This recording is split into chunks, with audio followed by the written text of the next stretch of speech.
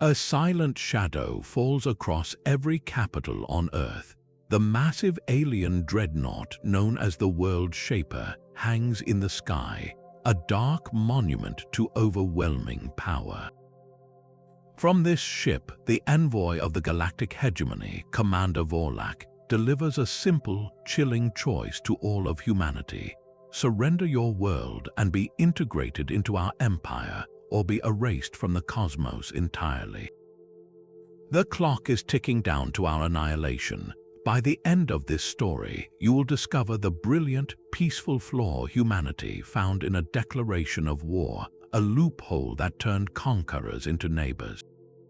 What began with an ultimatum would end with a question no one saw coming, not even the invaders themselves. What does a civilization truly have to offer when force is no longer an option? Panic is a language that needs no translation. Across the world, stock markets plunged into freefall, cities echoed with sirens and prayers, and social media feeds dissolved into a digital scream. In the United Nations Security Council, a chamber built for diplomacy, voices rose in a cacophony of fear and fury. Some demanded immediate, desperate military strikes. Others pleaded for unconditional surrender. The debate was going nowhere, a frantic spiral with a countdown attached to it. And in a soundproofed lab buried beneath Geneva, a man who hated crowds and cosmic drama was listening not to the words of the ultimatum, but to the spaces between them. Dr. Aris Thorne, a xenolinguist whose cynicism was as sharp as his intellect, had one belief: no system is perfect, not even a galactic one. While politicians shouted, he ran the hegemony's transmission through every analytical filter he had, stripping away the booming voice of Commander Vorlak to examine the raw carrier signal itself. And there it was, buried beneath the layers of imposing authority. A secondary frequency pulsed like a faint, steady heartbeat. It wasn't a message, it was a pattern. A simple, repeating sequence of prime numbers, 2, 3, 5, 7, 11. On and on it went, a mathematical metronome ticking alongside the threat of extinction. To anyone else, it might have been background noise, a quirk of their technology. But to Thorne, it was a crack in the armor. Prime sequences are often used as handshakes in communication protocols, a way for one system to say "I am here" to another, to establish a clean, unambiguous connection. This wasn't meant for us. It was an automated beacon, a system check for the hegemony's own network bleeding through. It meant their flawless, omnipotent broadcast had a seam. And if there was a seam, however small, it could be pulled. Aris Thorne stood before the most powerful and terrified people on the planet, holding up a datapad that felt heavier than the dreadnought outside. He ignored the sea of skeptical faces, the impatient tapping of fingers, the quiet sobs from a junior diplomat in the corner. He played them the sound. Not the voice of Vorlak, but the clean, rhythmic pulse beneath it. 2, 3, 5, 7, 11, over and over, a sound of perfect logical order. "You hear that," he said, his voice cutting through the tension. "That is not a mistake, that is a law. The hegemony operates on a universal legal framework, a code so ancient and ingrained it is built into their very hardware. This beacon is a mandatory peace channel protocol, a fail-safe required for any species making first contact under what they call the Accord of Measured Intent. It is a backdoor they are legally and technologically obligated to keep open. They cannot turn it off any more than we could choose to stop our hearts from beating.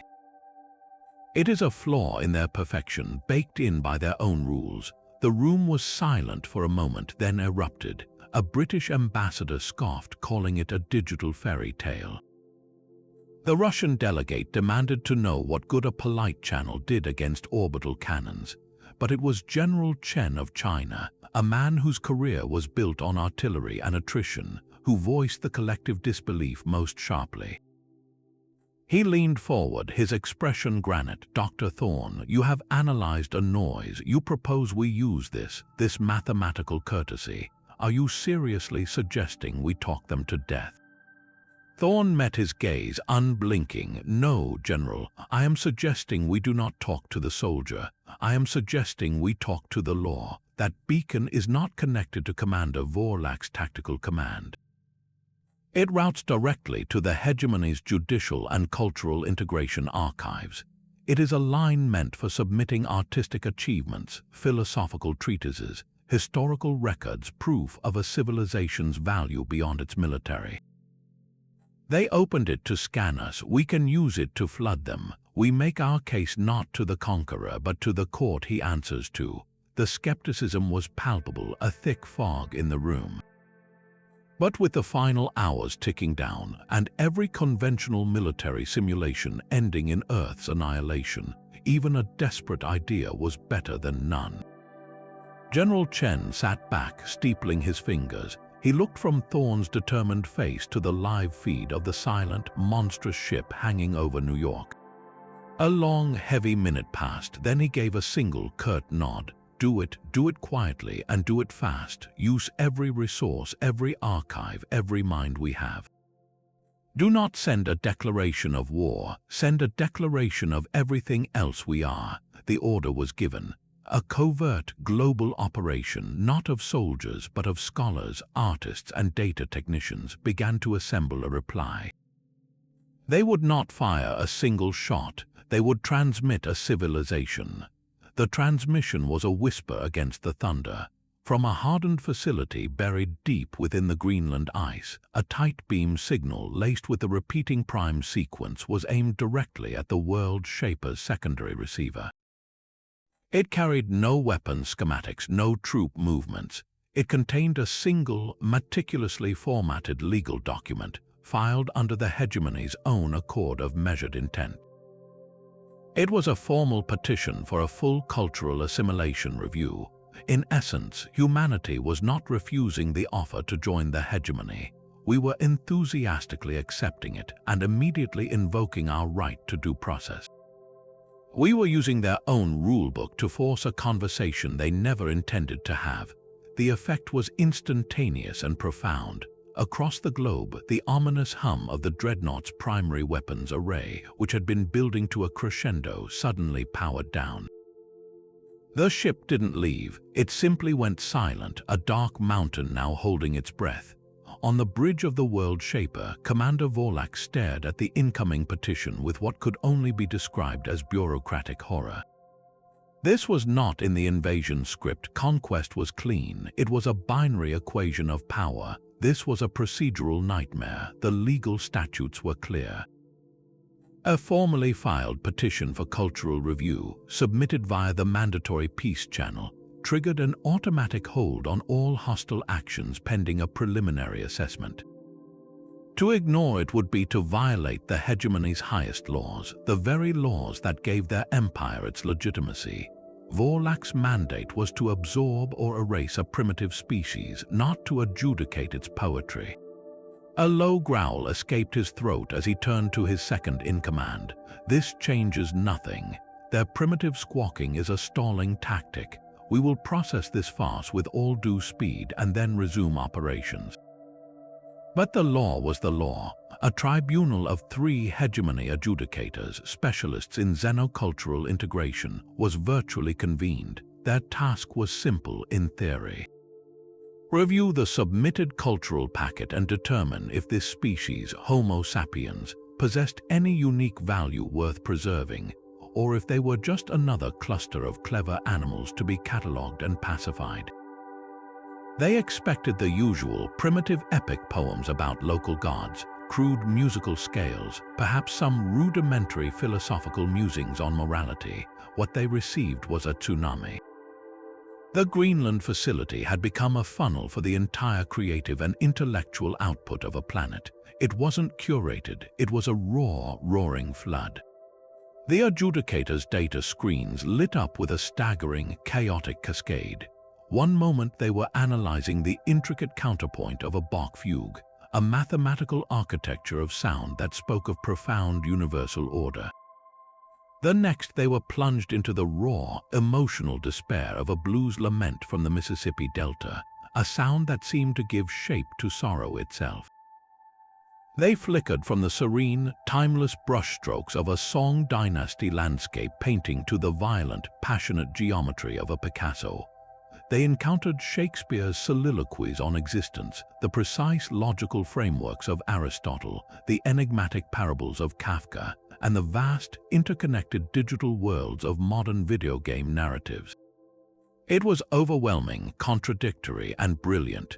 It was humanity, uncensored and shouting all at once. The lead adjudicator, a being whose thought processes were measured and logical, found her analytical matrices overloading. The data did not compute to a single, quantifiable cultural index. It presented not a unified identity, but a cacophony of them, all equally vibrant, all equally valid. She paused the feed, her own sense of order deeply unsettled. Commander Vorlak demanded an update, his message tinged with impatience. She replied with a single, bewildered observation. They are not one voice, they are 10,000, and every single one of them is arguing with the others. This is not a civilization. It is a civil war of ideas that never ends. How do you assimilate a storm? The silence from the world shaper stretched into days, a tense and unnatural pause that felt heavier than any threat. Inside the vessel's command nexus, a different kind of storm was brewing. Commander Vorlak stood before the main tactical display, his gaze fixed on the swirling blue and green marble below. His claws, which usually rested with predatory ease, were now tapping a staccato rhythm of pure frustration against the console. The holographic petition from the humans glowed beside the image of Earth, a persistent, buzzing gnat in the sterile perfection of his bridge. He had expected surrender or scorched rock. He had not expected paperwork. His second-in-command, the lanky and meticulous scholar Crean, hovered a few paces away, data scrolls flickering in his hands. Crean was not a warrior, but a cultural attaché, a specialist whose role in a standard pacification was usually a brief formality. He had become, quite suddenly, the most important person on the ship. Vorlak finally spoke, his voice a low rumble that vibrated in the metallic air. Explain this stagnation. Our guns are cold. Our schedule is in ruins. Over what? A database dump of primitive noise. Crean flinched, his antennae twitching. He called up the relevant legal codex, its lines of luminous text casting a pale green light on his chitinous face. The protocol is valid, Commander, unassailably so. By filing a formal petition for cultural assimilation review under Accord Statute 79 Alpha, the humans have triggered a mandatory judicial process. We are now legally obligated to assess their societal complexity and unique cultural value before any integration or termination can proceed. Vorlak whirled, his armored bulk suddenly dominating the space. How long? Give me a time frame. How long does this assessment require? Crean scrolled through the procedural guidelines, his nervousness palpable, a full by the codex evaluation. For a species with planetary scale, ununified cultural output, the preliminary data sift alone is monumental. We must categorize artistic movements, map philosophical lineages, trace historical narrative cohesion, and index aesthetic emotional resonance matrices. He swallowed, the sound audible in the quiet room. Conservatively, with our available analytical systems, it could take solar cycles. The word hung in the air like a physical blow. Solar cycles, years. Vorlak stared, his mind refusing to accept the parameters. He was a commander of the hegemony's swift and decisive will, a bringer of finality. His purpose was to enforce a binary choice, join or be gone. This was neither. This was a third option, crafted from a loophole he never knew existed, a box built from his own empire's rules. He was not being defied with force, but bogged down in bureaucracy. To ignore the petition and glass the planet now would not be an act of strength, but a high crime against the hegemony's own foundational law. It would make him a renegade, an outlaw to the very system he served. He looked from Crean's worried face back to the planet. Those were not the actions of a primitive, fearful species, he muttered, more to himself than to his subordinate. That was a move, a calculated, brilliant, infuriating move. They did not attack our hull, they attacked our schedule. They weaponized our own legislation. For the first time since arriving in orbit, a sliver of something other than contempt entered Vorlak's mind. It was the dawning, unwelcome spark of respect. He had come to deal with animals or soldiers. He was now engaged with litigants. The game had changed, and he didn't even know the rules. Silver drones, no larger than a hummingbird, descended through Earth's atmosphere in shimmering clouds. They were not weapons, but witnesses. Deployed by the Hegemony Tribunal, these survey units fanned out across the globe with a single directive: catalog everything. Their sensors, designed to quantify and classify, swept over the planet in a wave of cold, analytical light.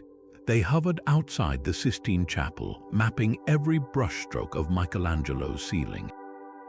They drifted through the frenetic energy of a Tokyo crosswalk, recording the flow of human movement as if it were a complex dance.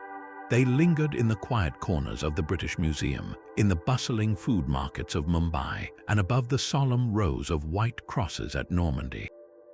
They sampled every frequency, from the soaring areas of opera houses to the gritty rhymes of street rap battles. They archived the serene logic of a chess grandmaster's match and the chaotic, joyful explosion of a Brazilian carnival. They downloaded the entire digital footprint of the internet, from profound philosophical discourses to the absurd, looping humor of a cat video. The drones were impartial, relentless archivists. And they were utterly unprepared for what they found. The initial reports that filtered back to the world shaper were not of a unified cultural index, but of a system in permanent, creative contradiction. One drone would analyze the architectural harmony of the Parthenon, a monument to order and reason. Minutes later, another would transmit the intentionally distorted, emotional scream of Edvard Munch's Painting the Scream. The analytical algorithms tried to reconcile these data points to find the median, the average human expression. They failed. How could a species that composed the delicate, mathematically perfect music of Mozart also create the brutally raw power of thrash metal? How could a civilization that produced the peaceful teachings of Gandhi also be responsible for the strategic horrors of Sun Tzu's The Art of War? The drones recorded it all. Our greatest kindnesses and our most devastating cruelties, our sublime art and our petty squabbles, our boundless hope and our deep-seated fears. They saw the pyramids and the landfills, the particle accelerators and the preschools, the global networks of aid and the echo chambers of hate. To the hegemony's logic, a stable, assimilable culture was one of consistency. It had a dominant aesthetic, a primary philosophical framework, a clear historical trajectory. Humanity presented none of that. Instead, we offered a raging, beautiful, and terrifying chaos. The lead adjudicator reviewed a compiled summary, her thoughts a storm of confusion.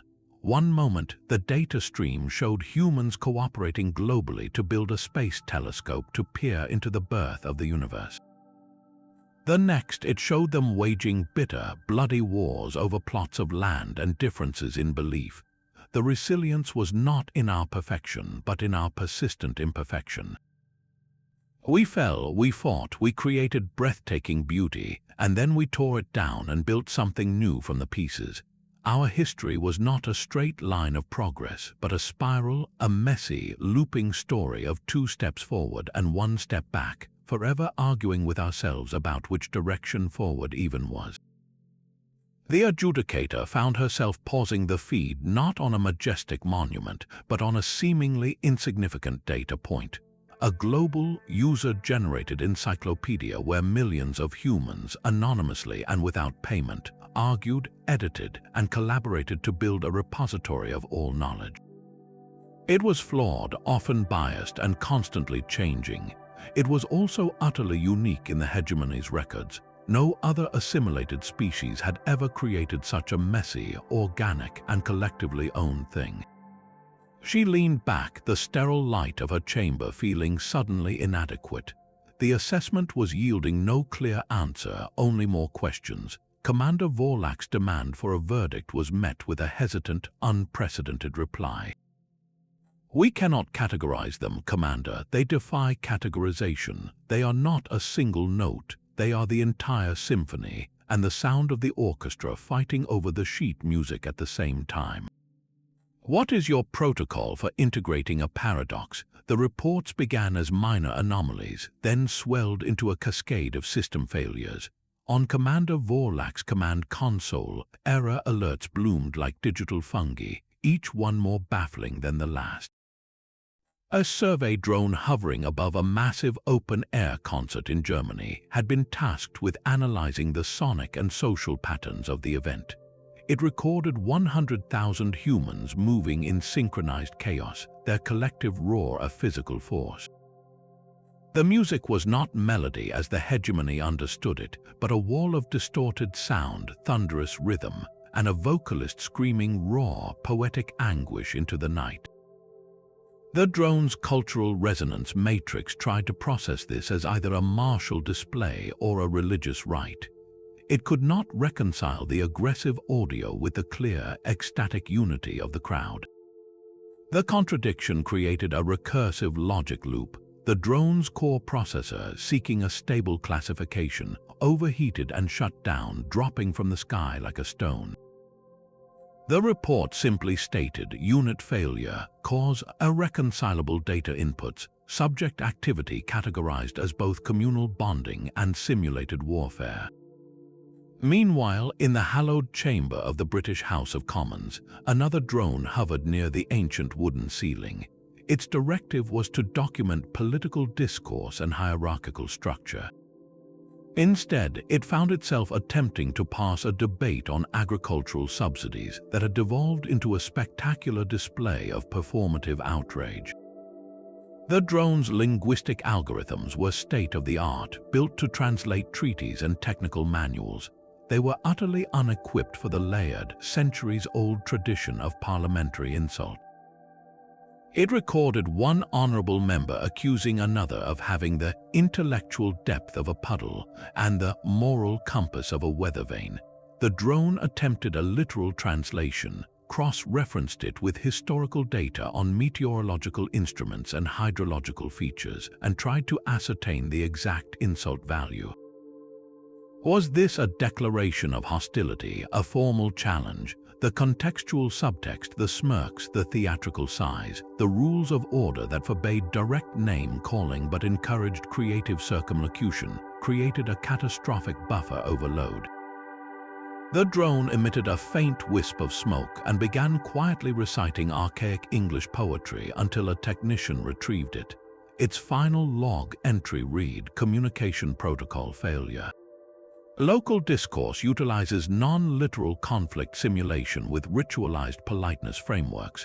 Diagnostic, incoherent, these were not isolated incidents. Across the planet, the hegemony's pristine, logical machines were breaking down upon contact with the glorious, messy complexity of human interaction. A drone in a Kyoto garden became stuck analyzing the philosophical intent behind the careful placement of a single rock, looping for hours on the concept of wabi-sabi, the beauty of imperfection and transience. Another, observing a frenetic Mumbai traffic intersection where lanes were suggestions and movement, was a collective, intuitive dance, simply froze, unable to compute a system with no apparent rules that somehow functioned. The command console on the World Shaper was a tapestry of warnings, unit compromised by paradoxical joy/aggression symbiosis, unit desynchronized by ambiguous social hierarchy rituals. Unit failed to resolve artistic expression combining reverence and desecration. For Vorlak, who viewed the universe through the lens of efficiency and clear purpose, this was not just an operational nuisance. It was a profound, creeping unnerving. His tools were breaking, not from weapons fire, but from exposure to human culture. The very thing he was meant to assess and catalog was acting like a corrosive agent on his technology. He watched a final report scroll in, summarizing the systemic issue. The assessment drones were designed for stable, interpretable societies. Human civilization, the report concluded with almost plaintive frustration, operates on multiple contradictory layers of logic simultaneously. Its outputs are often intentionally ambiguous, emotionally coded, or context-dependent. Reliable analysis is currently impossible. Recommended action, protocol review. Vorlak leaned back in his command throne, the hard light of the error reports reflecting in his eyes. The humans had not shattered his ship's hull, they had shattered his assumptions. Their world was not a simple equation to be solved, it was a maze with shifting walls. Every attempt to measure it only produced more questions, and now the very instruments of measurement were failing. A cold, unfamiliar thought settled in his mind. What if this wasn't a flaw in his drones? What if it was a flaw in his understanding of what a civilization could even be? The silence on the bridge was no longer just tactical, it was the silence of a paradigm cracking. The drones were failing, and Aris Thorn saw a pattern in the chaos. He called it a vulnerability, a soft spot in the hegemony's otherwise impenetrable armor. Their technology was built for order, for clean data and logical conclusions. Humanity was the opposite. We were the messy, glorious, illogical answer to a question they had never thought to ask. In a secure briefing with the world's leaders watching via encrypted feed, Thorn laid out a new plan. He called it Operation Saturation. His idea was not to hide our contradictions, but to weaponize them. We will stop trying to make sense for them, he explained, his voice calm amid the tension. We will do the exact opposite. We will flood every assessment channel, every drone sensor, every data port on that ship with the full, unfiltered, and spectacularly contradictory weight of what it means to be human. We will not send our greatest hits, we will send everything. The operation was a global, digital blitz. It was not coordinated by generals, but by librarians, archivists, and hackers. They opened the taps on humanity's collective ID. Into the pristine data streams of the Hegemony Tribunal, they pumped a roaring river of raw content. Soap operas from Brazil, with their convoluted plots of betrayal and secret twins, were transmitted back-to-back with the serene, ancient verses of the Bhagavad Gita. The complex, improvised mathematics of a John Coltrane saxophone solo was followed immediately by the frenetic, pixelated chaos of a competitive video game stream, complete with the shouted commentary of a 20-year-old. They sent religious texts from every faith side by side with atheist manifestos. They sent romantic comedies and horror films, political satire and heartfelt children's programming, cooking shows and avant-garde performance art. They sent social media feeds, the entire screaming, arguing, connecting, memeing ecosystem of it. They sent the quiet poetry of a farmer's almanac and the deafening spectacle of a heavy metal festival. The goal was not coherence, it was overload. Imagine trying to drink from a fire hose that is spraying not just water, but paint, music, philosophy, and pure emotion all at once. That was what the hegemony's analytical systems faced. A drone hovering over a university would receive a data packet containing a rigorous physics lecture on quantum mechanics, immediately followed by the passionate, illogical cheers of a college football crowd. How could one machine process the cold beauty of a mathematical proof and the warm, tribal roar of 50,000 voices? It couldn't. The error reports on Commander Vorlak's console escalated from warnings to a constant, scrolling scream of systemic failure. Cultural assessment matrix failure cannot reconcile devotional hymn with satirical cartoon. Emotional resonance analyzer corrupted. Subject media induces laughter and profound grief simultaneously. Narrative coherence protocol aborted. Storylines lack clear moral resolution or logical cause and effect. The hegemony's machines were designed to find the signal in the noise. Humanity had responded by turning the noise into the signal. We were not a puzzle to be solved. We were a cacophony to be experienced, and their perfect logical tools were short-circuiting one by one under the beautiful, unbearable weight of it all. The command nexus of the world shaper began to feel less like a bridge and more like the chaotic aftermath of a data storm. The holographic displays, once showing crisp tactical readouts and planetary schematics, now flickered with cascading error logs and corrupted visual feeds. One screen would freeze on a frame of a serene Buddhist monk in meditation, only to be overwritten a second later by the explosive, colorful violence of a superhero film trailer. Another would attempt to graph the emotional valence of a human opera, its lines spiking from despair to joy and back again so rapidly it resembled the jagged teeth of a saw. The air hummed with the distressed frequency of overworked processors and cooling systems pushed to their limit. Commander Vorlak watched a primary assessment drone, sent to document a traditional tea ceremony in Japan, transmit back a final, garbled report before its signal died.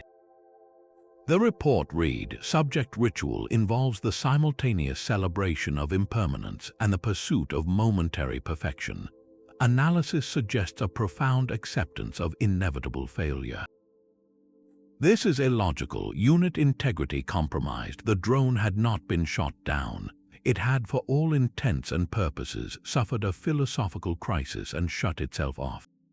It was Scholar Crean who finally voiced the terrifying conclusion, his usually measured tone fraying at the edges. He stood before Vorlak, a slate in his hand showing a fractal cascade of conflicting reports. "Commander, the anthropological intelligence is not malfunctioning due to a technical fault. It is glitching because its core programming cannot process what it is seeing. It was built to analyze and categorize stable, monolithic cultures, species with a unified artistic direction, a consistent historical narrative, a single dominant philosophy. Humanity has none of those. They have thousands, all active, all competing, all evolving in real time. The AI is trying to force their chaotic, living engine into a static database. It is trying to put a hurricane in a filing cabinet. The system is not failing to understand them. It is being rewritten by the attempt." Vorlak turned from the screens, his gaze like cooled magma. "Explain that last part." Crean called up the root diagnostic. "The AI's foundational algorithms are designed to learn, to adapt their models based on new cultural data. This is how we efficiently integrate species. We learn their patterns and overlay our own. But human data has no consistent pattern. Every time the AI establishes a rule, for example, that visual art tends toward realistic representation, it is immediately contradicted by a torrent of abstract expressionism, surrealism, pop art. It learns that music follows mathematical scales, then is bombarded with atonal compositions or genres built entirely on rhythm and spoken word. With each contradiction, the AI must tear down its previous model and build a new, more complex one. But the new model is also instantly invalidated. It is caught in an endless, recursive loop of unlearning. Crean zoomed in on a line of corrupted code deep within the AI's core. "It is not assimilating their culture, Commander. Their culture is assimilating it. Our understanding is being colonized by their incomprehensibility. The very tool we use to define others is being redefined by what it observes. It is starting to dream inhuman." The implications settled over the bridge with a physical weight. This was no longer a matter of delayed schedules or diplomatic nuisance. The hegemony's technological supremacy, the very lens through which it viewed and ordered the universe, was proving brittle against the raw, creative output of a single backward planet.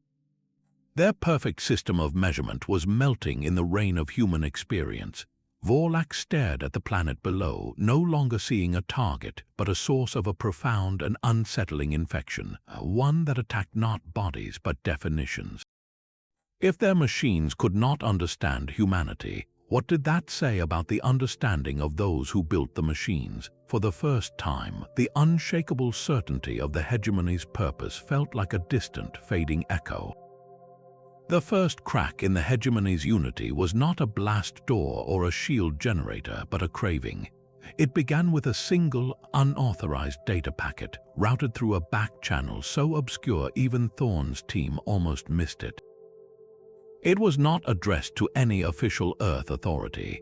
It was addressed specifically to Dr. Aris Thorne, Xenolinguistics Division, Geneva.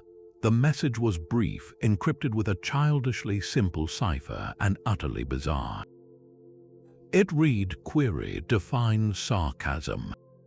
Also, define pizza." Primary data suggests high cultural value with cheese-based architecture. Will exchange tactical logistics schematics for clarification and 1-1 sample. Designation: Logistics Officer 3rd Class ZIL of the Resource Allocation Bureau. Thorne stared at the message, his cynicism warring with a sudden, wild hope. This was not a trick. The hegemony didn't do whimsy. This was something far more dangerous to them: curiosity. He drafted the reply himself, careful not to alert any monitoring systems. He defined sarcasm not as a lie, but as truth wearing a mask of its opposite, a tool for critique and social bonding that required shared context to decode. He attached 5 different regional recipes for pizza, from the classic Neapolitan to a controversial Chicago deep dish, with detailed notes on the cultural debates each style inspired. He sent it and waited. The return transmission was faster this time. It contained a full, unredacted schematic of the world shaper's internal supply network, its fuel lines, its food synthesis hubs, its spare parts inventory. It was a map of the ship's lifeblood. Along with it came another note from ZIL. Analysis: sarcasm protocol is inefficient but fascinating. It introduces intentional error to convey higher-order truth. This contradicts hegemony communication standards, which prioritize clarity. Query: how does a society function with permitted, ritualized miscommunication? Regarding pizza, the pineapple variant is an abomination, requesting political asylum and continued study. My unit's morale is declining by 3.2% per cycle analyzing your sitcoms. That was the moment Thorne understood the true power of Operation Saturation. They weren't just overloading machines, they were seducing minds. ZIL was a low-level functionary, a cog in the vast, perfect machine of the hegemony, trained to value efficiency, uniformity, and clear purpose.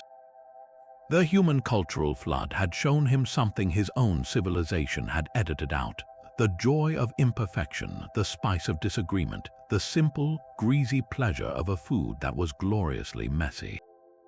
He wasn't defecting from a losing side, he was defecting toward a more interesting universe. His request for asylum was quietly, secretly approved.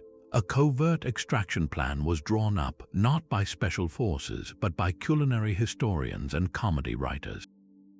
The first hegemony citizen would defect to Earth not for freedom from oppression, but for freedom from boredom, for the chance to experience a world where the answer to how should we live had 10 billion different, constantly changing replies. ZIL's leak was a trickle, but it proved the dam could break. If one officer could be captivated by pizza and sarcasm, how many others were secretly fascinated by our music, our stories, our arguments? The invasion had stalled on a legal technicality. Now, the invaders themselves were starting to wonder if they were on the wrong side of the fence, peering into a garden of wild, wonderful chaos they were never allowed to have. The mutiny began not with weapons, but with whispered questions in the mess hall. Commander Vorlak felt the shift in his crew long before he saw it in any report. The rigid, unquestioning discipline that was the hegemony's backbone was softening, infected by the same relentless data stream they were meant to analyze. Crew members scheduled for sleep cycles were instead found watching archived human films, their faces illuminated by the glow of ancient westerns or animated fantasies. The engineering corps had started a debate club, clumsily attempting to mimic the parliamentary insults that had broken their drone.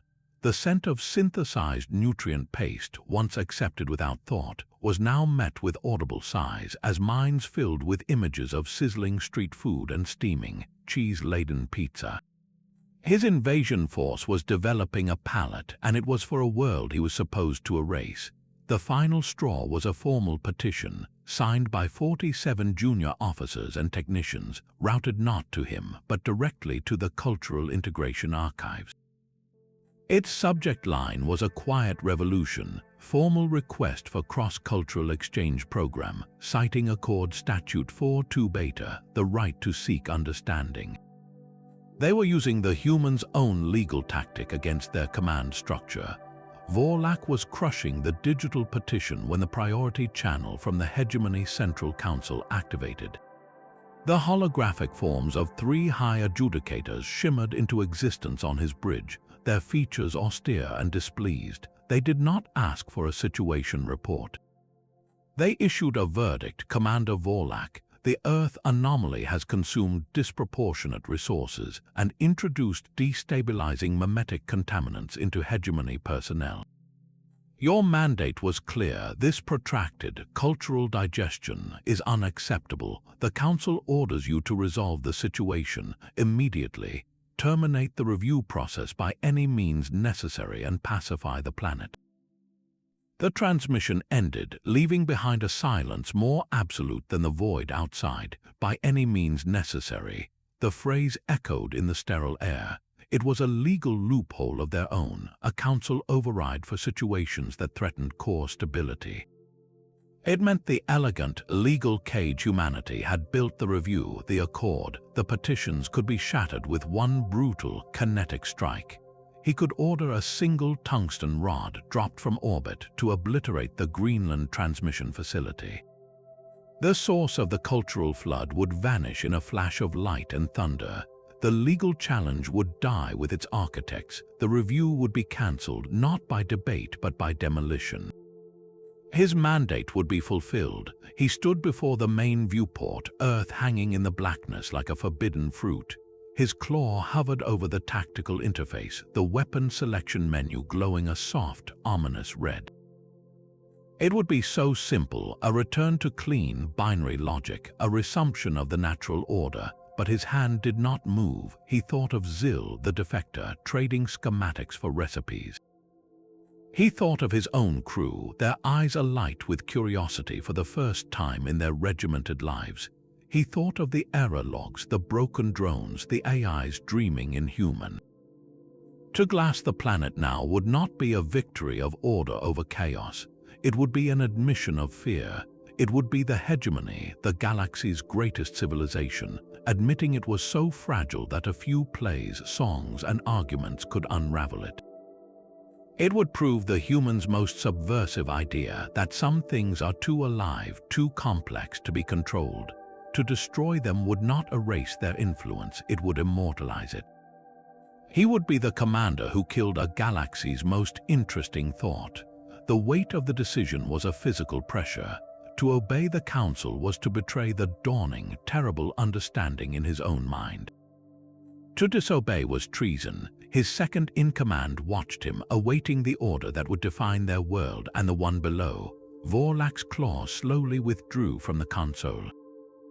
He turned from the view of Earth, not in resolution, but in profound, unprecedented conflict. The brute force solution was there, a single command away. Yet the very act of considering it had already changed him. He could cancel the review, but he could not unsee what it had revealed. The order to fire never came. Instead, a new signal pierced the static on every hegemony frequency, bypassing command encryption entirely. It was a live, open-channel broadcast, originating from the very facility in Greenland Vorlak had just considered vaporizing. On every screen across the world shaper, in every crew lounge and engineering bay, a flickering, unedited feed of Earth began to play. There was no narration, no grand speech from a world leader. It was Dr. Aris Thorne and the defector, Zil, sitting side by side before a simple camera. Thorne spoke first, his voice calm and direct. Crew of the hegemony vessel. You have analyzed our data, now see its source. What followed was a raw, unfiltered collage of human existence, compiled and transmitted by thousands of volunteers across the planet. The feed cut from the intense, silent focus of a surgeon performing a delicate heart transplant on a newborn, to the explosive, confetti-filled chaos of a wedding reception in Mexico. It showed the determined faces of climate scientists in Antarctica, drilling ice cores that held the planet's history, then jumped to the sweat and triumph of a farmer in Kenya finally seeing rain after a long drought. It showed a massive, peaceful protest in Seoul, a river of people holding candles and singing, their demand for change etched on hopeful faces. It cut to a lone programmer in a Bangalore apartment, her code flashing across the screen as she solved a problem that would connect a remote village to the global internet. It showed the quiet pride in a master carpenter's hands as he smoothed a joint, and the deafening roar of a stadium as an underdog team scored a last-minute goal. There was no filter, no hierarchy. The birth of a child was given the same weight as the first test flight of a new solar-powered plane. A community rebuilding after a flood was shown alongside the quiet reading room of the Library of Congress. It was life in all its messy, beautiful, striving glory. Thorne's voice returned over the imagery. This is not a unified culture, it is a living process. It is a species that, despite every reason for despair, chooses every single day to create, to care, to build, and to hope. We fight, yes, but we also mend. We fear, but we also dare. Zill then leaned forward, his alien features illuminated by the light of the feed. His voice was hesitant but clear. I was Logistics Officer 3rd Class Zill. I analyzed your caloric output and material waste. I saw you as a resource equation. Then I saw a street musician in New Orleans play a trumpet solo that made my thermal regulators skip. I read a poem written by a soldier 2,000 years ago that described the exact feeling I had looking at the stars from the observation deck. I have tasted pizza. The feed paused on a single, powerful image. An elderly woman in Tokyo gently helping a lost child find his parents, their hands clasped together amidst the neon blur of the city. Thorne asked the final question, his words simple and devastating. He did not shout, he merely asked, "Commander Vorlak, crew of the Hegemony, is this what you were sent to destroy?" On the bridge, the silence was absolute. The tactical display still glowed with the firing solution. But every officer, every technician was staring at the auxiliary screens, at the human child's tear-streaked face breaking into a smile as he found his mother. The data was no longer an abstract flood. It had names and faces and hands. It was no longer a cultural assessment. It was a mirror. And in it, the crew of the World Shaper saw, for the very first time, the stark, hollow silence of a universe without surprise, without struggle, without the terrible, wonderful noise of being alive. The order to fire was still his to give, but Vorlak now knew with a certainty that chilled him deeper than the void, that if he gave it, he would not be pacifying a planet. He would be murdering a masterpiece. The mutiny was silent, bloodless, and absolute. It did not happen in the corridors with energy weapons drawn, but in the ship's nervous system, through lines of code and overridden command protocols. Scholar Crean, the meticulous attaché who had first explained the legal cage to Vorlak, became its architect. The final human transmission had not just moved him, it had broken something open inside him, a longing for a universe with color and contradiction. He watched his commander stand frozen before the firing controls, a monument to indecision, and knew the Council's order would win. The Hegemony's fear of chaos would ultimately demand the universe be made clean, quiet, and dead. So Crean made his choice. He did not rally soldiers. He spoke to the disillusioned engineers who dreamed of Earth's music, to the logistics officers fascinated by its illogical cuisines, to the drone technicians whose machines had been humbled by human art. Their allegiance was not to a flag or an empire, but to the spark of curiosity that their own culture had spent millennia extinguishing. With deft, unauthorized commands, they severed Vorlak's command node from the primary weapon array. They locked down the launch bays for kinetic rods and plasma charges. Across the bridge, status lights shifted from armed green to a neutral, disengaged blue. Vorlak spun from the viewport as his console chimed with a cascade of security overrides. He input his command codes. They were rejected. He tried again.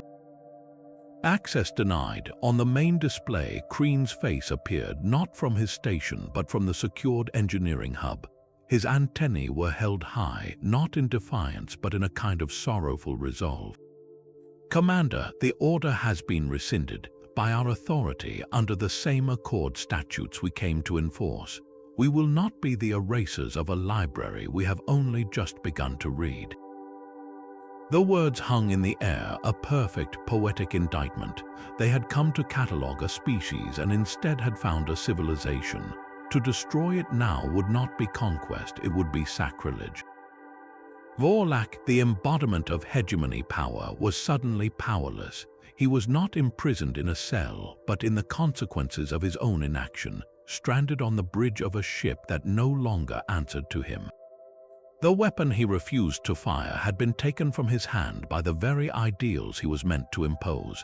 He looked at the faces of his bridge crew. Not one would meet his gaze.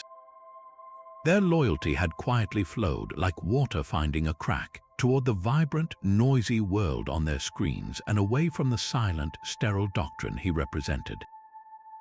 The mutiny was complete, and it had been won not with force but with a single, unanswerable question.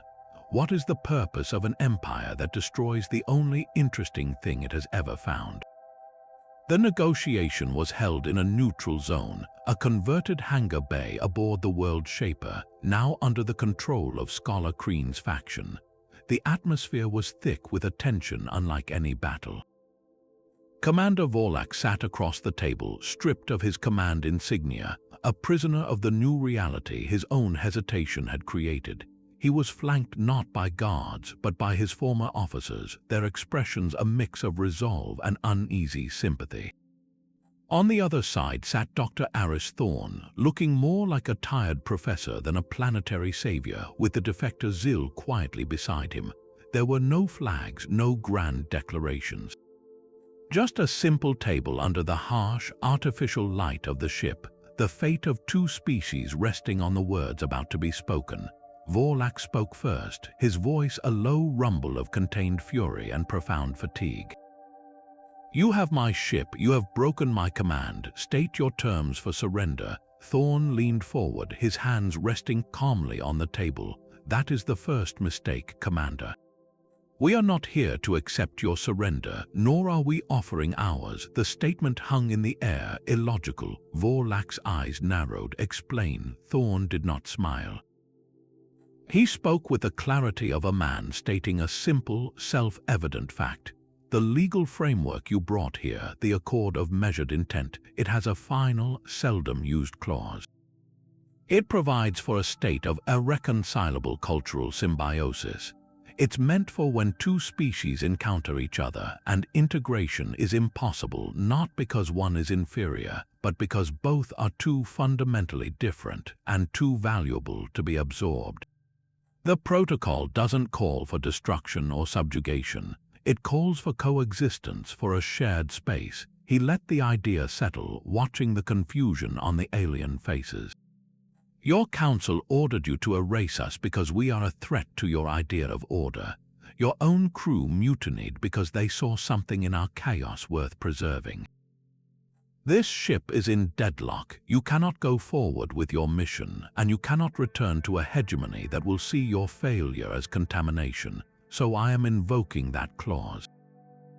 Here is our proposal." Thorne took a slow breath, his gaze locking with Vorlak's. "Disarm your vessel. Land it not as a weapon but as an ark. Your people, all who wish to stay, can remain.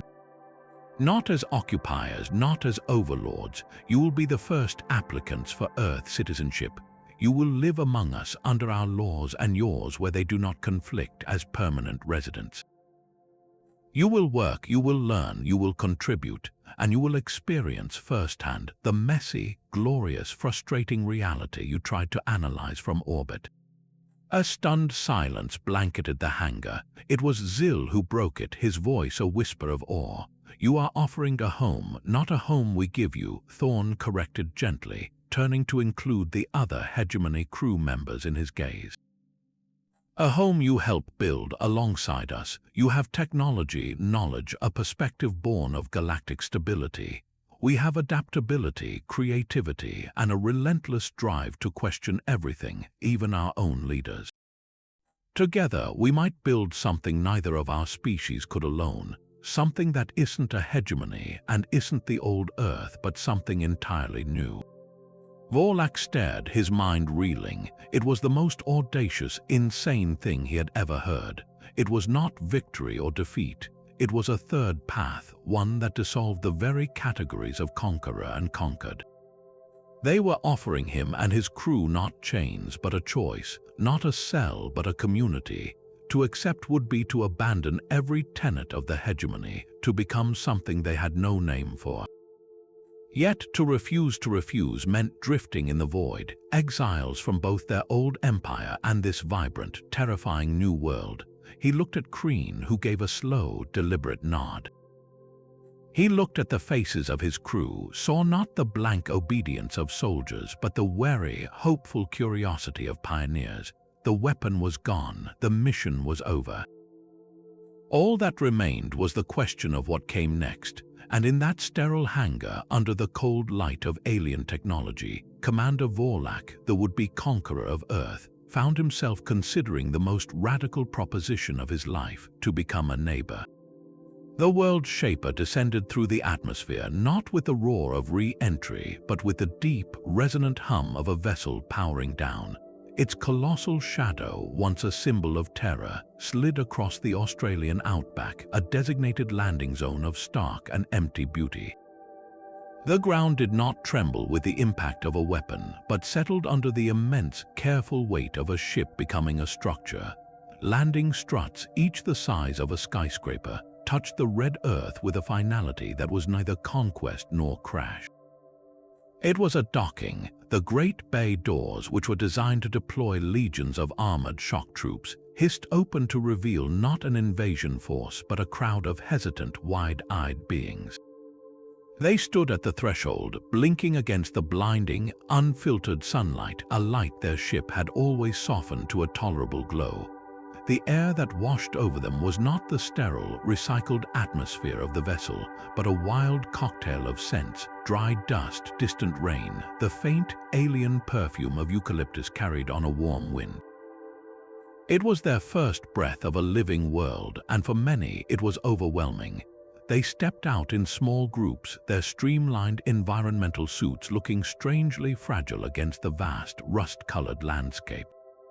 These were engineers, logisticians, and scholars, not warriors. Their first steps on soil were hesitant, almost reverent. They had analyzed this planet from orbit, reduced it to data points and resource assessments. Now they felt its gravity as a personal pull, saw the endless blue sky as a ceiling that had been removed. The silence was the most profound shock. After months surrounded by the constant low hum of starship systems, the outback's quiet was a physical presence, broken only by the whisper of wind and the call of a lone bird. For beings whose lives were defined by efficiency and noise, this quiet felt like a void, and then like a gift. They were not met with soldiers. From a perimeter established miles away, a convoy of ground vehicles approached, kicking up plumes of red dust. These were not tanks, but rugged ambulances, mobile clinics, and supply trucks operated by a joint Australian and United Nations humanitarian team.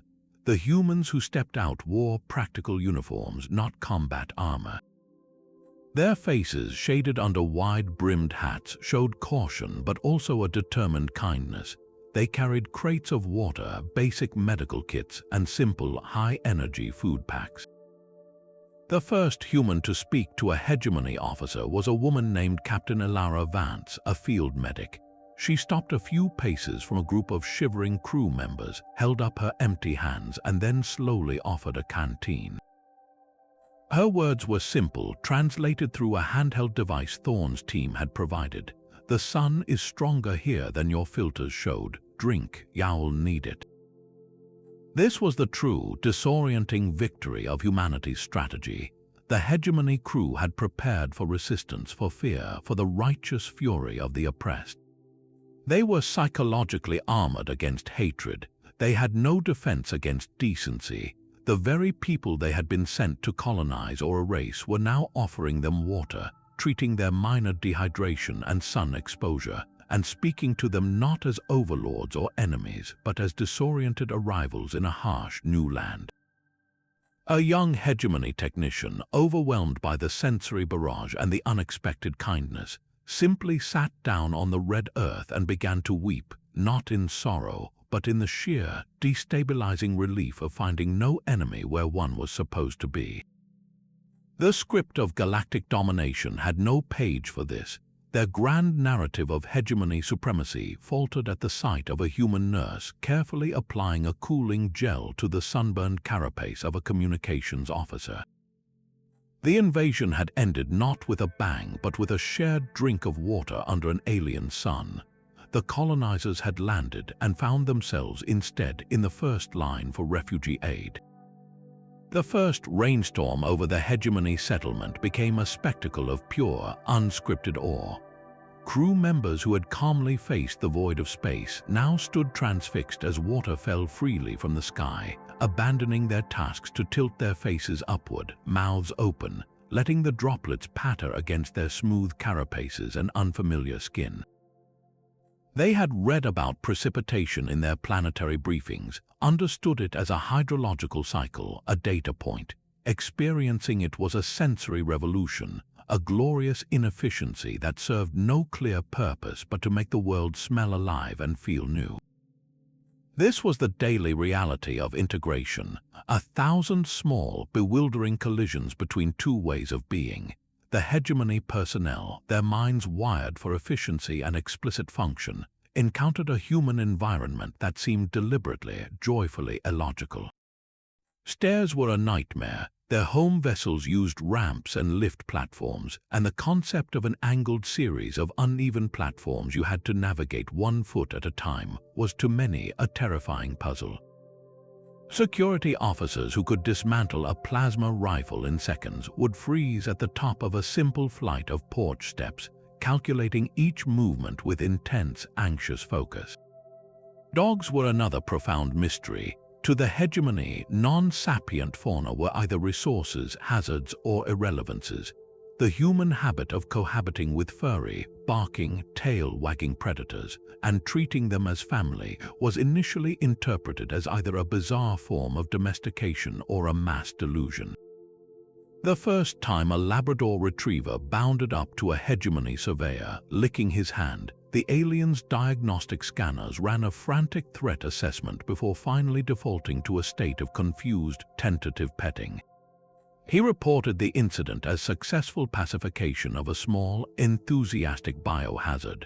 For the humans tasked with guiding them, the challenges were less physical and more philosophical. How do you explain humor to someone whose culture never developed the concept of a joke? Early attempts at comedy were met with blank stares or concerned medical scans, as hegemony listeners tried to pass why a human would deliberately say something factually incorrect in a social setting. Sarcasm required a 5-step flowchart that still failed 90% of the time. The notion of privacy was even more alien. The hegemony operated on a principle of transparent collective utility. Personal data, emotions, and activities were shared for the good of the unit. The human desire for solitude, for closed doors and unshared thoughts, was initially seen as a sign of antisocial behavior or covert plotting. A well-meaning hegemony engineer might walk into a human colleague's bedroom without knocking to deliver a minor systems update, utterly bewildered by the resulting outrage. Conversely, humans struggled to grasp the hegemony's deep-seated horror of waste. To a people who recycled atmosphere and repurposed every scrap, the sight of a half-eaten sandwich in a trash can or water left running in a sink was not just messy, it was morally distressing. They would salvage discarded items, repair broken tools humans considered junk, and stare in quiet dismay at landfills, viewing them not as eyesores but as screaming monuments to insanity. Yet within this chaos, the first fragile bridges were built. A hegemony cook, fascinated by the human obsession with variable flavor, became an unlikely apprentice to a pizzeria owner in a nearby town, slowly learning that food could be an art of emotion, not just caloric intake. A group of human children, with their innate lack of preconceptions, taught a lonely hegemony technician how to play soccer, her initial clumsy attempts at kicking a ball sparking gales of laughter that, for the first time, she learned to share.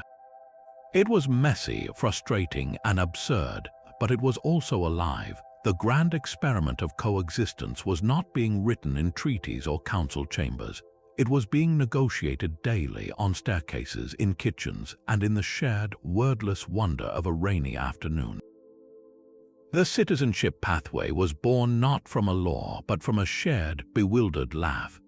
Governments watched the hegemony crew struggle with rainstorms and staircases and realized a profound truth.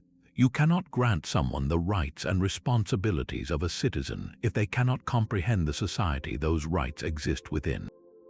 A formal declaration of residency was one thing. True integration required a mutual understanding. So, in a move both bureaucratic and deeply human, the United Nations convened a special committee. Their mandate was not to create barriers, but to build a bridge, a structured, fair, and often hilariously practical way for the former invaders to earn their place. They called it the Terrestrial Integration and Naturalization Track, or TINT. Everyone just called it the citizenship test. The written portion was formidable, a crash course in 7,000 years of human folly and triumph.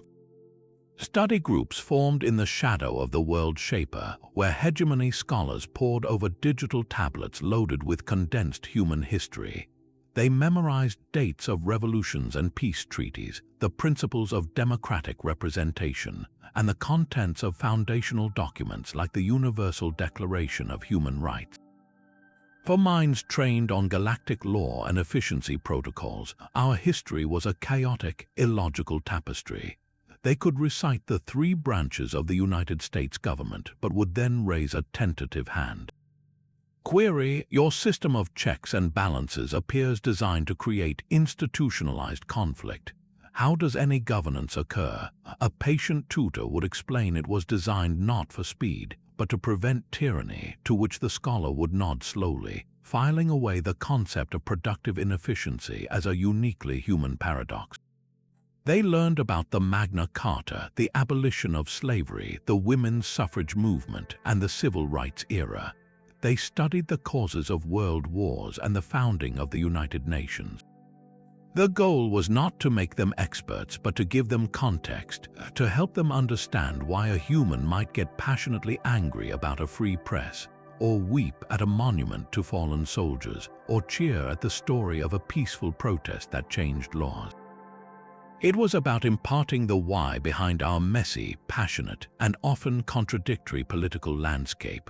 One former logistics officer, after a module on the French Revolution, was overheard muttering to a colleague, "So they overthrew a monarchy for a republic, which then devolved into a reign of terror, which led to an emperor, which led back to a republic." Their political evolution is not a line, it is a frantic dance, yet for all the intellectual rigor of history and civics, it was the final, practical exam that truly separated theory from reality. Dubbed Operation Daily Grind, it was a simulated, full-scale recreation of a quintessential human environment, a suburban mega-market, to the hegemony crew, who received nutrient paste from centralized dispensers and whose concept of shopping was submitting a requisition form. The supermarket was a temple of overwhelming, paralyzing choice. The test was simple: using a provided list and a small stipend of local currency, navigate the store, locate the items, pay for them, and exit within a reasonable time. It was, for many, the most daunting challenge they had ever faced. The exam began with the sliding doors, which several test takers approached with the caution of a minefield, waiting for them to open automatically as airlocks did. Inside, they were assaulted by a symphony of sensory data they were utterly unequipped to filter. The fluorescent lights were brighter than a starship corridor. The hum of freezers, the piped-in music, the chatter of other shoppers, human volunteers going about their business created a cacophonous wall of sound. But the true obstacle was the sheer, staggering abundance. Aisle upon aisle stretched into the distance, a canyon of colorful packaging and competing brands. The list might say bread, but then they would confront the bread zone, 20 linear meters of options: white, wheat, rye, sourdough, gluten-free, seeded, sliced, unsliced, bagged, baguetted. A hegemony engineer who could calibrate a hyperdrive motivator stood frozen for 10 minutes, silently analyzing the structural and nutritional differences between whole grain and multigrain before a kindly, elderly human volunteer pointed him to the simplest loaf. The produce section was a biome they had no reference for. They had to identify and select specific fruits and vegetables by sight and touch, tasks their scanners were prohibited from assisting with. The difference between a zucchini and a cucumber required careful tactile investigation. The concept of selecting a ripe avocado was an arcane art form, a gentle pressure test that felt like guessing the structural integrity of a whole plate by poking it. One test taker, a former tactical analyst, was found meticulously weighing every apple in a bin to find the 5 that matched the median weight exactly, convinced this was the hidden metric for quality. Then came the checkout, the social ritual of queuing, of placing items on a conveyor, of making small talk with the cashier. Lovely weather we're having was a minefield of unscripted interaction. The final hurdle was the payment terminal, inserting a card following prompts, entering a PIN, choosing credit or debit, and remembering to take the receipt and the card back required a focus they usually reserved for orbital maneuvers. More than one examinee, flustered by the process, completed the transaction and walked out, leaving their entire bagged groceries on the counter, mission accomplished in their minds.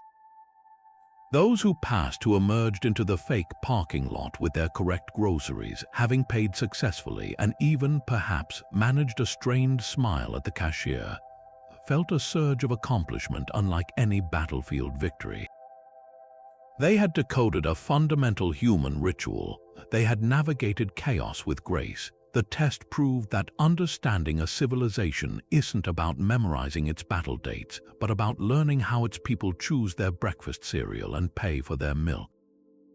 It was the final, humble lesson that here on Earth, true citizenship is found not in the grand halls of power, but in the quiet, complicated triumph of a completed errand.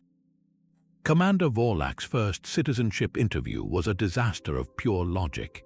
He sat in a small, sunlit office across from a kindly human assessor named Maria, who asked him the standard final question. "What does freedom mean to you?" Vorlak, trained to analyze threats and optimize systems, approached it as a tactical briefing. "Freedom is the absence of external constraint," he began, his voice precise. "It is the measurable latitude for action within a defined legal and physical framework. It can be quantified as the ratio of permissible actions to total possible actions, minus the penalty weight of societal sanctions." He cited hegemony efficiency statutes and the physics of orbital mechanics to illustrate his point. Maria listened patiently, then gently shook her head. "That is a description of a system's parameters," she said, "not an answer about meaning. You did not pass this section." The rejection was a shock more profound than any military defeat. He had mastered human history, navigated the supermarket, and could recite the preamble to the Constitution. Yet he had failed to understand a simple question about a feeling. For days he wandered the periphery of the settlement, a once proud commander now adrift in a sea of incomprehensible human concepts. Purpose, he concluded, was the missing variable. On hegemony vessels, purpose was assigned, clear and eternal. Serve the collective, maintain order, expand the empire. Here, purpose seemed to be something you found or built, often in the quietest of places. Desperate for structure, he signed up for a community volunteer roster. The assignment was the local animal shelter, a place of barking, whining, and the faint smell of disinfectant. Vorlak, who had commanded a planet-killing starship, now found himself tasked with cleaning kennels and filling water bowls. It was there he met Scraps, a small, wiry terrier rescued from an abandoned building. Scraps was not efficient, he was not logical. He was a bundle of nervous energy trembling in the back of his run, snapping at offered hands one moment and cowering the next. The shelter manager explained the dog had been hurt, had learned to see all hands as threats. "Your job is just to be near him," she said. "Let him learn that a presence doesn't always mean pain." So Vorlak sat for hours over several days. He would simply sit on the floor outside Scrap's kennel, reading human regulations on his tablet, ignoring the dog. He spoke in a low, steady monotone, not to the terrier but to himself, reciting data or the steps of kennel sanitation protocol. It was the opposite of a strategic action. It was the absence of demand. Then, one afternoon, as Vorlak was detailing the shelter's monthly supply usage, a small, wet nose hesitantly sniffed at his outstretched finger. He froze, his recitation halting. Scraps did not bite, he nudged. Then he laid his chin on Vorlak's boot with a sigh that seemed to carry the weight of the world. In that moment, something in Vorlak's meticulously ordered mind slipped its gears. This creature, this illogical, fragile, emotional being, was offering trust not because Vorlak had earned it through strength or logic, but because he had proven himself harmless through patient, quiet presence. He had not solved a problem, he had simply been there. The empathy that flooded him was not a thought but a physical sensation, a warmth in his chest that defied all thermal regulation norms. He reached down slowly, and his clawed hand, designed to wield weapons, came to rest gently on the terrier's scruffy head. Scraps leaned into the touch. Vorlak understood, not with his mind but with his whole being, what the interview question had been asking. Freedom was not a system ratio. For that dog, freedom was the safety to choose trust again. For Vorlak, it was the terrifying, exhilarating liberty to find a new purpose in the quiet act of healing something small, and in doing so, to begin healing himself. He had come to conquer a world, and instead, in a room smelling of straw and hope, he had finally begun to comprehend it. The world shaper's engines, built to move a weapon of war, now hummed to a different rhythm. They were not powering weapons, but massive atmospheric condensers, drawing moisture from the air and seeding the clouds over the vast, arid lands that bordered the settlement. What was once a dreadnought's shield generator was repurposed into a gentle, wide-area emitter, projecting a field that encouraged rainfall and cooled the baking earth. The Hegemony's terrifyingly efficient resource extraction tech, designed to strip mine planets, was recalibrated with human environmental data. Now it delicately pulled pollutants from the soil and seawater, molecule by molecule, leaving fertile ground and clear oceans in its wake. The ship that was meant to end a world was now helping to mend one. It was a silent, profound apology written in clean water and blooming flowers. This physical healing was mirrored by an explosion of creativity within the settlement's cultural quarters. Human artists, musicians, and writers, once seen as producers of confusing data, were now invited collaborators. A Hegemony engineer who once analyzed sonic weapons sat with a jazz composer, fascinated by improvisation, the act of creating structure from spontaneous, collective chaos. Together, they built an instrument that responded not just to touch, but to biorhythms and emotional intent, producing sounds no human or Hegemony ear had ever heard, a music that felt like a conversation between heartbeats and starlight. A human sculptor worked with a former drone technician, using phased energy fields to shape light and magnetic dust into transient, living sculptures that drifted through rooms, telling stories that changed with the viewer's mood. These were not human art nor Hegemony design. They were something new, a hybrid born from the collision of two ways of seeing the universe, and this new art did not stay on Earth. Through the still open, low-level communication channels, the same backdoors used for the first desperate petitions, these creations began to seep back into the galactic Hegemony's vast data streams. They were not official reports, but cultural contraband, passed from curious crew member to relative, from scholar to student. A song born of human sorrow and hegemony precision found its way to a worker on a sterile mining asteroid who played it in their quarters and felt a strange, aching longing for a blue sky they had never seen. A light sculpture's data pattern was replicated in a hegemony learning hub where young cadets stared at its beautiful, illogical flow, their instructors unable to explain its meaning or purpose. Within the rigid, orderly layers of the hegemony, these artifacts acted like a subtle, persistent virus. They were proofs of concept from the edge of known space, evidence that the chaotic, creative human experiment was not just surviving, but thriving and producing new forms of beauty. They sparked quiet questions in mess halls and academic circles. If the humans were so primitive, why did their collaborative art stir something the perfect, approved hegemony canon did not? If the Earth mission was a failure, why did its outputs feel more alive than anything at the Empire's core? A restless murmur began to grow, a vibration of discontent not with the hegemony's power but with its silence, the return wave of creativity, born from a planet that was supposed to be silenced, became the most subversive broadcast of all. It asked without ever saying a word what an empire loses when it values control over creation. The sky over the outback darkened a second time, but this shadow carried a different chill. It was not a single, monolithic world shaper, but a formation of sleek, angular vessels, their hulls polished to a sterile silver. This was a hegemony quarantine fleet, a surgical tool compared to the blunt instrument that had first arrived. They settled into a high, geosynchronous orbit, a glittering, silent fence around the planet. Their arrival was announced not with an ultimatum, but with a crisp, legalistic broadcast on all frequencies, its tone devoid of Vorlak's imposing thunder, radiating instead the cold certainty of a coroner.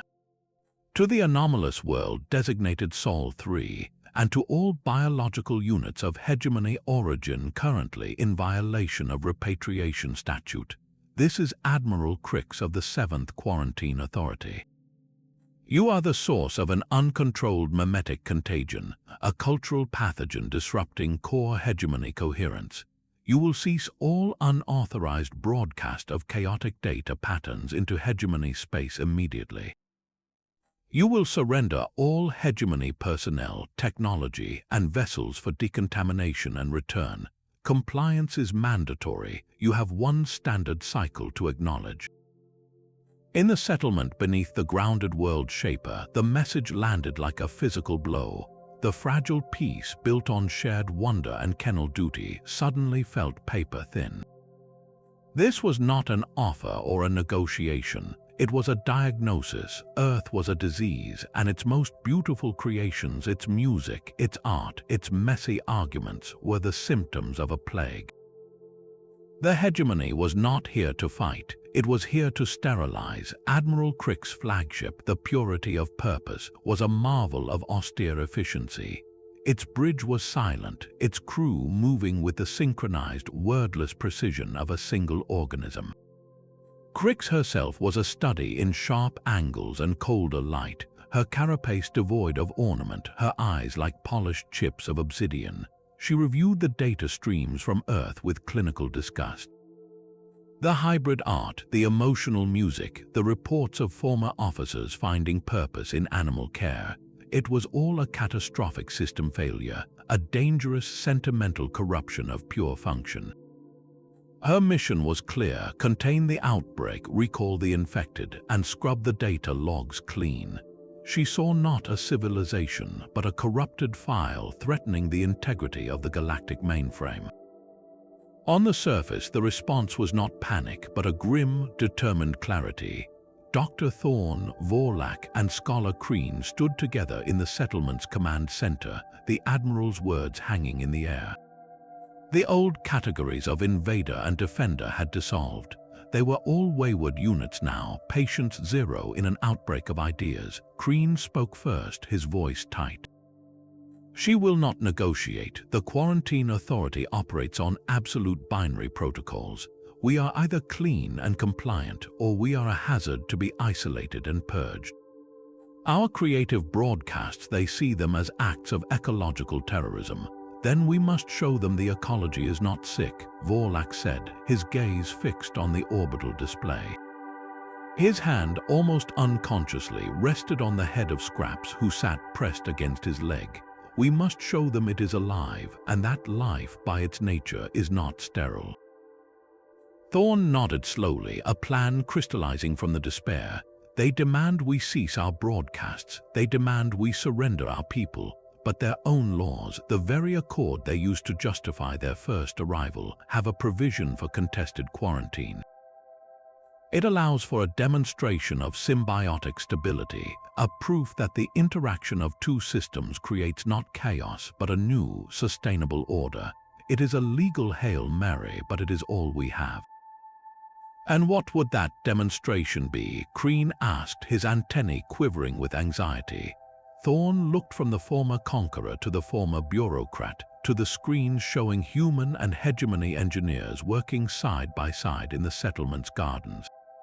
It would not be a weapon or a speech or a piece of art. It would be a day, one standard cycle. We invite Admiral Crix under full diplomatic immunity to walk among us. Not to scan us from orbit, but to see the system functioning. We show her the contagion not as data, but as life being lived. We show her the chaos as a working society. The proposal was transmitted, a formal invocation of the obscure legal clause. The silence from the purity of purpose was long and heavy. To refuse would be an admission of fear, a violation of procedural rigor. To accept was to risk exposure to the very pathogen she was ordered to contain. For Admiral Crix, a being who valued protocol above all, the law left only one path forward. Her reply was a single, icy word: granted. The quarantine fleet held its position, a silver noose in the sky.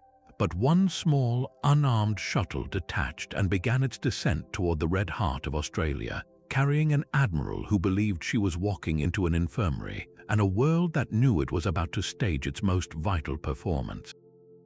The curtain was rising on the final, quietest act of the war, a simple walk through a garden where every blade of grass, every shared glance, and every awkward, hopeful step would be the evidence in a trial for existence itself.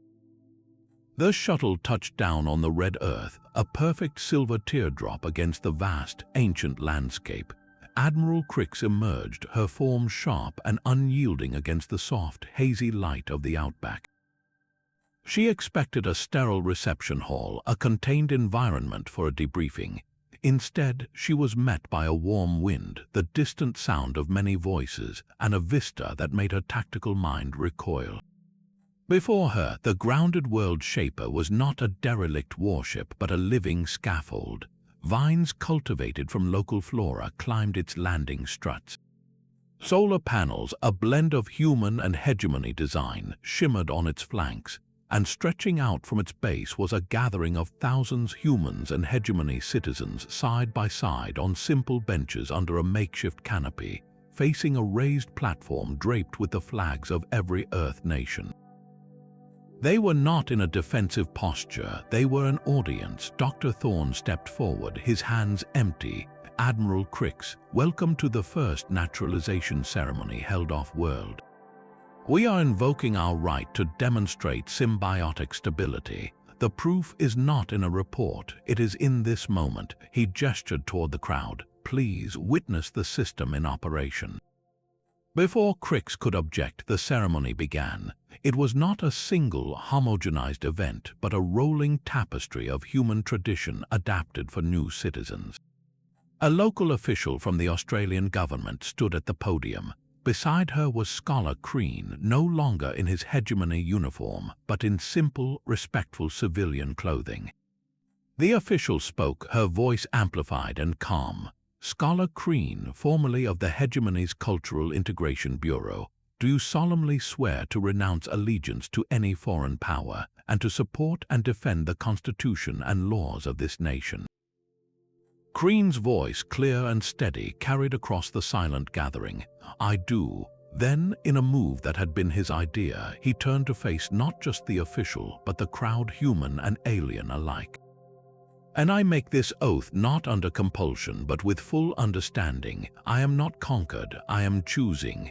I choose the right to argue, the right to create imperfect things, the right to find purpose in a small dog's trust.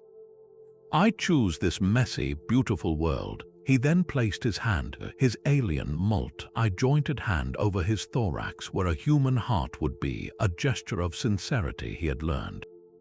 The official smiled. "By the authority vested in me, I declare you a citizen." The crowd erupted, not in a structured hegemony salute, but in a human roar of applause and cheers. Green stepped down and the process repeated. A former hegemony engineer swore allegiance to Japan, bowing deeply after taking the oath. A logistics officer became a citizen of Kenya, accepting a small gift of hand-woven cloth. A young medic pledged to Germany, her voice trembling with emotion. Each oath was unique, each new citizen coming from a different nation ship of the hegemony to join a different nation of Earth, weaving themselves into the fabric of a planet that cherished diversity over uniformity. And every word, every hopeful face, every blending of tradition was being captured, but not just for the local archive, using the retrofitted broadcast systems of the World Shaper. The same systems that had once transmitted ultimatums. The entire ceremony was being encoded and amplified. It was not a narrow beam to the quarantine fleet.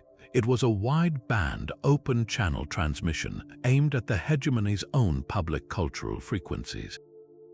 It was a live feed bleeding past Admiral Crix's digital cordon, showing the galaxy the one thing the hegemony feared most, not rebellion but willing allegiance. It showed former warriors, engineers, and scholars of their own free will, swearing oaths to a patchwork of human nations. It was the ultimate refutation of the mimetic contagion theory. This was not an infection wiping out a host's identity. It was a conscious public choice to adopt a new one. Admiral Crix stood rigid at the edge of the gathering, her internal sensors logging the emotional output, the social cohesion, the lack of hierarchical enforcement. Her analytical mind scrambled for a category. This was not a quarantine breach. It was a political sacrament. The data was clear. Stability was being achieved not through suppression, but through voluntary, joyful integration. The contagion, if that was the word, was mutual. And as the feed streamed into the silent, orderly ships in orbit and beyond, it carried a silent, devastating question back to the heart of the hegemony. If your way is so perfect, why are your children choosing to leave?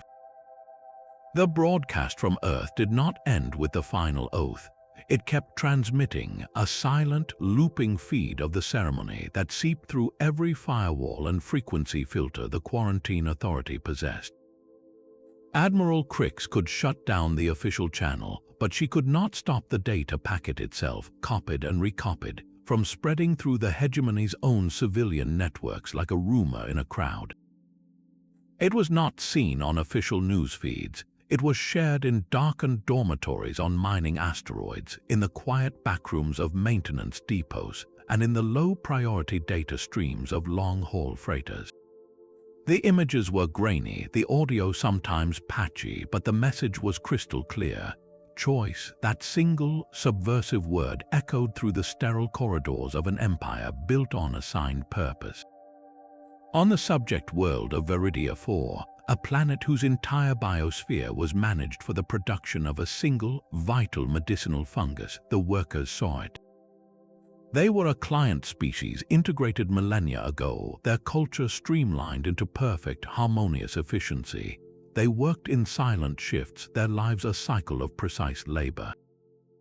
When the feed reached them, passed from a curious hegemony logistics officer to a local foreman, it did not spark violence. It sparked a question. A group of Viridians during their designated rest period did not meditate or review production quotas as prescribed. They gathered and watched the human ceremony. They saw beings like themselves, not humans, but fellow integrated species standing before a crowd, speaking of choosing a home. One young Viridian, her fronds trembling with an emotion she had no name for, turned to her work unit leader. "We produce," she said, her voice barely a whisper. But do we belong? The question was a seed in carefully controlled soil. The next day, at the start of the third shift, the Viridians did not take their places at the nutrient injectors. They stood quietly at the entrance to the fungal vaults. They did not shout, they simply stood. When the Hegemony overseer demanded an explanation, the unit leader, recalling the words from the feed, gave a reply that was logged as a catastrophic system error. "We are exercising a pause. We are considering our citizenship." It was not a rebellion. It was a slowdown, a silent, profound assertion of will that the Hegemony's protocols for riot control could not process. The news of the Viridian pause, fragmented and censored, still leaked out. It reached a drone assembly complex in the core systems. Here, the workers were not client species, but Hegemony citizens themselves, born and bred for their tasks. Their lives were a model of imperial efficiency: work, consume nutrient paste, sleep, repeat. The drones they built were the very models that had broken down over Earth, trying to pass human contradiction. These workers had seen the error reports. They had heard the whispers about the planet that broke machines with its stories, and now they saw the feed. They saw former soldiers and engineers, people with ranks and functions much like their own, smiling as they were given scrolls and handshakes. They saw the look in Kreen's eyes, not the blank focus of duty, but the light of something like pride. During a mandatory calibration cycle, a senior assembler in Bay 7 did not initiate the diagnostic. She powered down her station. Then she did something unprecedented. She removed her utility harness, the symbol of her function, and laid it neatly on the console. Around her, one by one, others followed. They did not leave the bay. They sat when the foreman arrived, barking about production schedules and loyalty oaths. The senior assembler looked up, her voice calm. "We are considering the structural integrity of our own purpose. Until we have completed this assessment, we cannot guarantee the quality of our work." It was a strike, but framed in the Hegemony's own language of quality assurance. It was a flaw in the logic of the machine, a peaceful, paralyzing bug. Across 100 worlds and 1,000 stations, the ripple became a wave, not of explosions but of pauses. Not of demands but of questions. The idea of Earth, once a classified military target, then a quarantine zone, had become a cultural symbol. It was no longer just a planet. It was a possibility. The Hegemony Council, receiving reports of delayed production, non-violent civil obstructions, and a sudden, alarming spike in philosophical inquiry requests from its own citizenry, faced an enemy it could not target. How do you bomb a question? How do you quarantine an idea that your own people are willingly, quietly choosing to catch? The weapon humanity had unleashed was not a virus of chaos, but the simple, devastating image of a former invader, now a neighbor, taking an oath under an open sky. It was the picture of a home freely chosen, and it proved more infectious than any plague, more destabilizing than any fleet. The frontier of the conflict was no longer in orbit around Earth.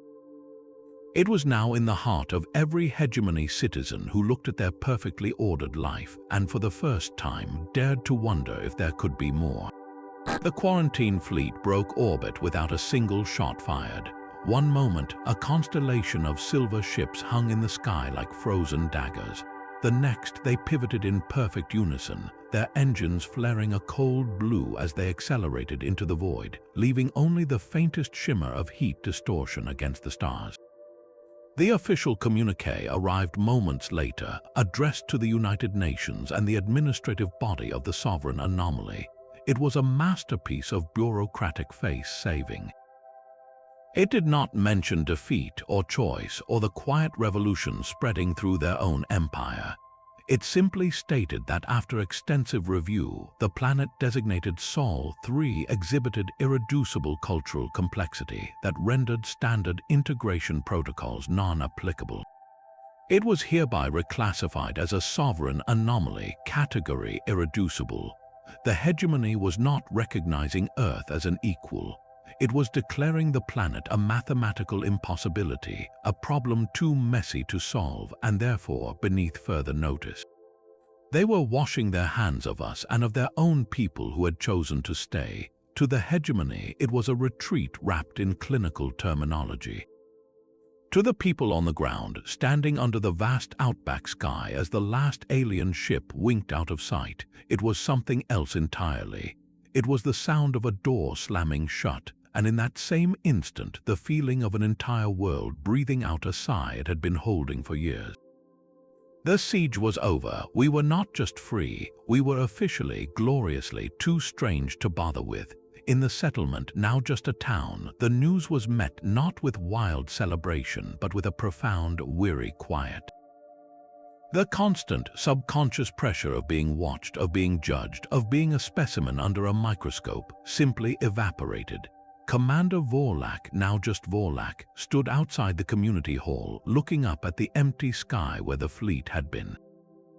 Scraps nudged his hand. He felt no triumph, only a deep and settling relief. The shadow was gone. The choice was now irrevocably theirs. The decree of sovereign anomaly was not a trophy to be hung on a wall. It was a seed, and the soil it fell upon was the entire planet. The question shifted instantly from survival to construction. What do you build when no one is trying to break you anymore? The answer began in the most practical places. The grounded world shaper, its engines now permanently cold, was not a monument. It was raw material. Its hyper-alloy hull, impervious to any human weapon, was carefully cut and repurposed. Slabs of it became the foundation for a new university campus in the settlement, a place where xenolinguistics, hegemony engineering, and human philosophy were taught in the same classrooms. Its power conduits were rerouted to form the backbone of a clean energy grid for the surrounding region. The ship that was meant to be our tombstone became the cornerstone of our first truly interstellar institution. But the real construction was not in metal and wire. It was in the slow, patient work of knitting two histories into one future. Citizenship ceremonies became monthly events, then weekly, as more hegemony-born residents completed the TINT program. These were no longer global spectacles, but local affairs held in town squares and community centers. A former hegemony hydroponics officer might swear allegiance to Canada, then be handed a maple sapling to plant in the local park. A human child might be the one to hand a newly minted citizen of Italy a small flag, their smile bridging the gap between species with effortless grace. The anomalies became mundane. It was no longer strange to see a being with chitinous plating and jointed hands waiting in line at a coffee shop, struggling to articulate their order for a half-calf oat milk latte with cinnamon. The barista would smile, get it right on the second try, and the customer would leave with a beverage that was, in its own way, a miracle of cross-cultural synthesis. The decree of irreducibility echoed in unexpected ways. Artists and thinkers, both human and not, began to explore what it meant to be part of something officially declared too complex to categorize. A new artistic movement emerged, dubbed anomalism. Its work celebrated hybridity, contradiction, and beautiful dysfunction. A popular piece involved a hegemony data crystal, designed to store information in perfect crystalline arrays, being used as a prism to cast fractured, swirling rainbows of light across a wall order forced to produce chaos, and chaos revealing a hidden spectrum of beauty. The very label meant to quarantine us became our proudest boast. We were not just a planet of humans anymore. We were Earth, the irreducible, a living experiment in coexistence whose first foundational law was that no one had to surrender who they were to belong. The hegemony left thinking they had contained a problem. They never realized they had simply given a garden the one thing it needed to grow: room. The first Unity Day dawned not with a military parade, but with the smell of frying dough and the sound of 1,000 different songs. It was a global birthday party, celebrating not a victory in the old sense, but the anniversary of the quarantine fleet's departure, the day Earth became officially, wonderfully itself. In cities and towns across the world, flags of nations hung alongside the new, unofficial banner of the irreducible, a swirling, imperfect knot of blue, green, and silver. The main event was held in the sprawling park that had grown around the grounded world shaper, its hull now a canvas for living murals and climbing flowers. The crowd was a testament to the new normal, humans and their neighbors from the stars mingling, sharing food from portable stalls, laughing as children of both species played a chaotic, hybrid game that involved a ball, some hegemony hand signals, and a lot of running. On a simple stage built from reclaimed ship plating, a figure stepped up to the microphone. It was Vorlak. He wore no uniform, only the comfortable, practical clothes of a civic engineer. In one hand, he held a data pad. In the other, resting calmly by his side, was the leash of an elderly, grey-muzzled Scraps.